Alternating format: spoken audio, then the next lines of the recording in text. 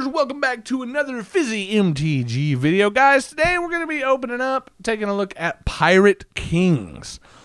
This is the deck that good old Brandon from Gamer Meat started us off with in round 1. He was playing this, and in round 2 I played it, so you can kind of check that out if you want to see how it performs. It went up against good old black metal, so if you want to see sort of how these decks perform, go check out the MTGG video. I think it was episode 3. But we're going to get into it. We're going to see what this deck do and see what we think about it. Now, guys, I have to let you guys know. Oh, wait, never mind. I thought this was a card. We'll get to it whenever we pop the card up. It was really funny to me in post when I realized it. But we're going to start off with Dreamcaller Siren, 2 blue and a blue for a Siren Pirate with Flash. Flying, Dreamcaller Siren can block only creatures with flying. When Dreamcaller Siren enters the battlefield, if you control another pirate, tap up to 2 target non-land permanents. That's really good. That's a very evasive kind of, thing. And we love evasion here in good old Fizzy MTG land. Kari Zev, Skyship Raider. 1 in a red for a human pirate. Good old legendary creature here. First strike, menace. Whenever Kari Zev, Skyship Raider attacks, create a legendary 2/1 red monkey creature token named Ragavan. That's tapped and attacking. Exile that token at the end of combat. So good old Ragavan here. Yeah, solid little card here. Get off me, Nat. And yeah, first strike 1/3 as well. First strike always good, and menace. Breaches, Brazen Plunderer, 3 and a red for a goblin pirate with menace. Whenever 1 or more pirates you control deal damage to opponent, exile the top card of each of those opponent's libraries. You may play those cards this turn, and you may spend mana of any color, or as though it were mana of any color to cast it. And it has partner, so, it's pretty, obviously, if you're using this as a commander, that's kind of what that's for. Pretty cool. Now, this card right here. I love this card. It's a great card. Whenever I first read it, I called it Malcolm. Yeah, I'm pretty sure it's just Malcolm, guys. I don't know what I was thinking. I was just like, Malcolm. I see the, I don't, I could be wrong, but I'm pretty sure it's just Malcolm. Keen-eyed Navigator.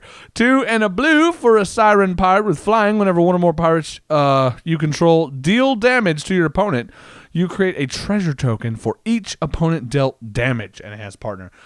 To me, that is a really solid, very useful effect, because when obviously, if you build a pirate tribal deck, which this kind of is, I think, it might even fully be, it's just so useful to be able to draw cards. And when you've got stuff like this, you got that beautiful evasion, which I'm discovering very quickly. Removal and evasion. Oh my god, they're a deadly combo, and I love them.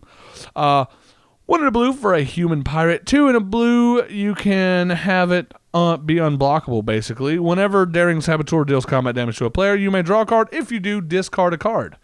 So, pretty useful. We got 4 of those. We've got our Kite Sail Corsair for 1 in a blue. Human pirate, it has, whenever it attacks as though it had flying. It has flying as long as it's attacking. There we go.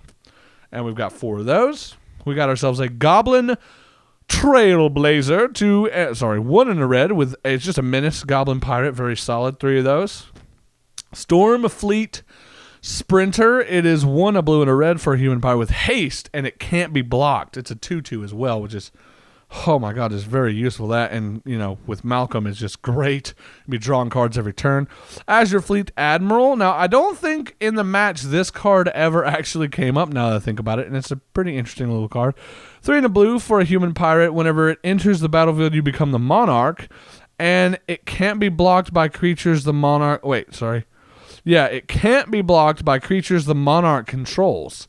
So if your opponent gets monarch from you, then they can't block this creature, which is kind of shenanigans, and I love it, and there's 2 of those.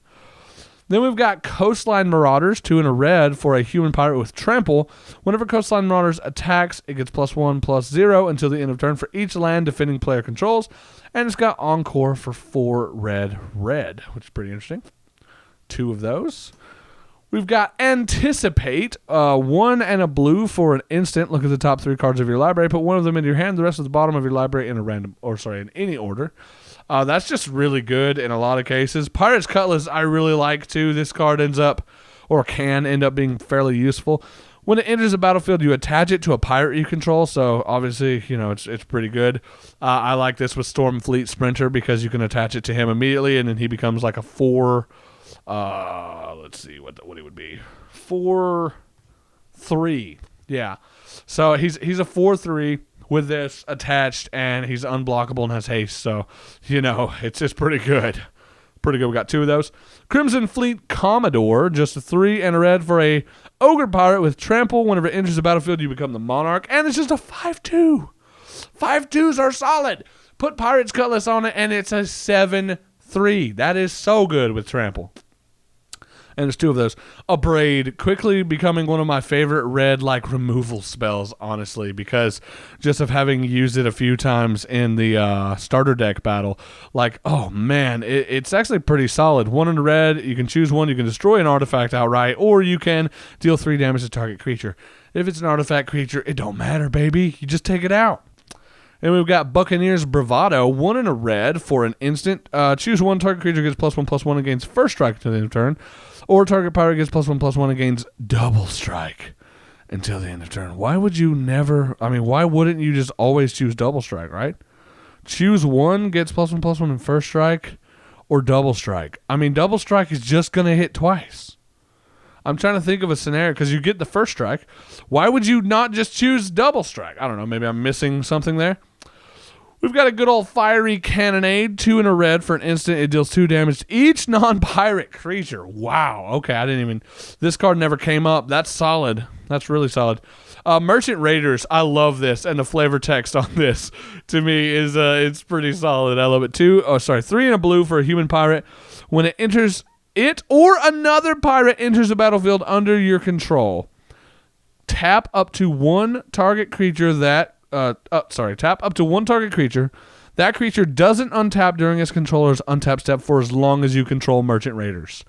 So just use this and cast your other pirates to basically tap down your opponent's board.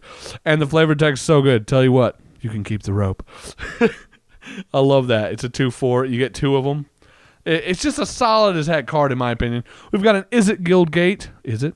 It enters the battlefield tapped. You've got blue and a red, whichever one you want to go for.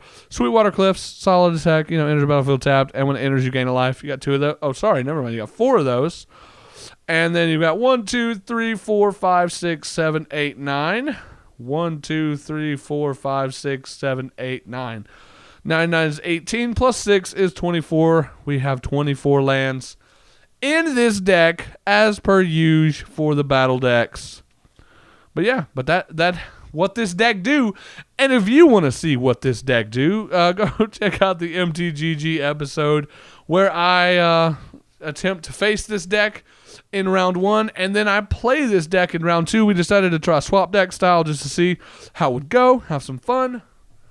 Go check it out. Let us know if you like that format, or if you'd rather just see the round 1, round 2, same deck, shenanigans. Let us know, because one, we would really like feedback because it's very helpful, and we want to keep making these and the gameplay series, which I'm having a blast making the gameplay series. And stay tuned, because hopefully it's going to be getting better and better as it goes.